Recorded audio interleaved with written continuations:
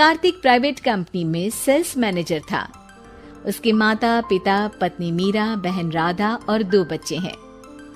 एक दिन मीरा कहती है, कार्तिक, बच्चों के स्कूल में एनुअल फंक्शन के लिए 2000 जमा करने पड़ेंगे। अरे अभी कुछ दिन पहले ही तो 10,000 जमा किए थे ना। हाँ, वो तो फीस और प्रोजेक्ट के पैसे जमा किए थे। अभी तो अगले महीने एडमिशन फीस और किताबों के पैसे भी जमा करवाने पड़ेंगे। 40 से 50 हजार का खर्चा है। मीरा, इतनी तो सैलरी भी नहीं है मेरी, ऐसे कैसे काम चलेगा? तो मैं क्या करूं? बच्चे को सरकारी स्कूल में डाल दूं? मीरा, तुम जानती हो ना, मैं मुश्किल से 35 से 40 हजार ही कमा पाता हूँ। इस घर के खर्चे दिन ब दिन बढ़ते जा रहे हैं, थोड़ा कंट्रोल करो ना। क्या खाना और कपड़े पहनना भी बंद कर दूं? मैं ऐसा नहीं कह रहा हूँ मीरा। तुम जानती हो राधा का भी पोस्ट ग्रेजुएशन पूरा होने वाला है। घर के खर्चों के साथ उसकी शादी की जिम्मेदारी भी उठानी है। मेरे बच्चों की पढ़ाई से ज्यादा इम्पोर्टेंट राधा की शादी है, तो करो जो मन में आए। मैं बोझ लगती हूँ तो मैं बच्चों के साथ अपने मायके चली जाती हूँ। तुम्हारी सारी मुसीबतें ही खत्म हो जाएगी। मीरा, मुझसे बहस मत करो। सुबह सुबह ऑफिस जाने के टाइम पर ही कलेश करके दिन मत खराब करो। इतना बोलकर कार्तिक वहां से चला जाता है। तभी, कार्तिक बेटा, ऑफिस जा रहे हो? मेरी दवाइयाँ लेते आना। और बेटा, बिजली का भी बिल 2 महीने से जमा नहीं हुआ, इसे भी आज जमा करवा देना। जी पिताजी, लाइए बिजली का बिल। 4600 रुपए बिजली का बिल आया है। माँ, मीरा, राधा, कितना ज्यादा बिल आया है। भैया, ये 2 महीने का बिल है और मैं तो सिर्फ फोन चार्ज करती हूँ। अरे बेटा, मैं तो गीजर से पानी गर्म करने के अलावा मेरे कमरे में एक पंखा और एक लाइट ही तो जलते हैं।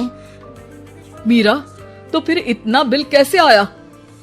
हाँ, सारा इल्जाम मेरे पर ही लगा दो ना।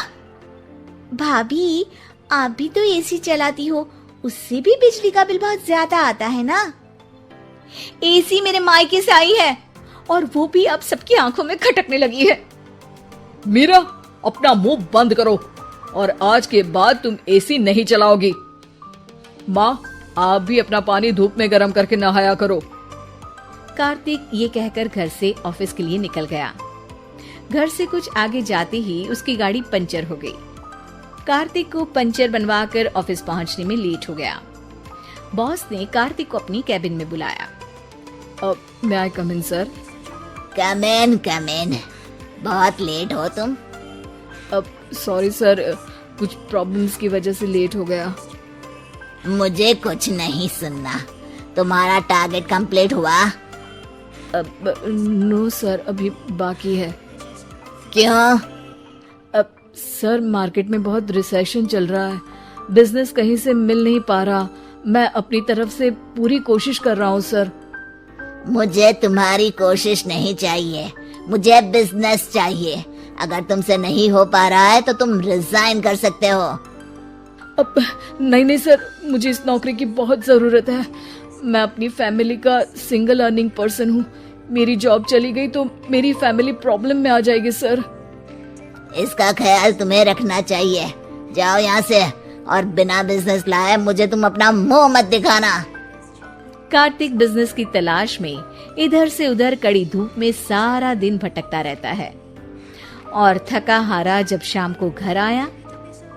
बेटा, मेरी दवाई ले आए और बिजली का बिल भर दिया?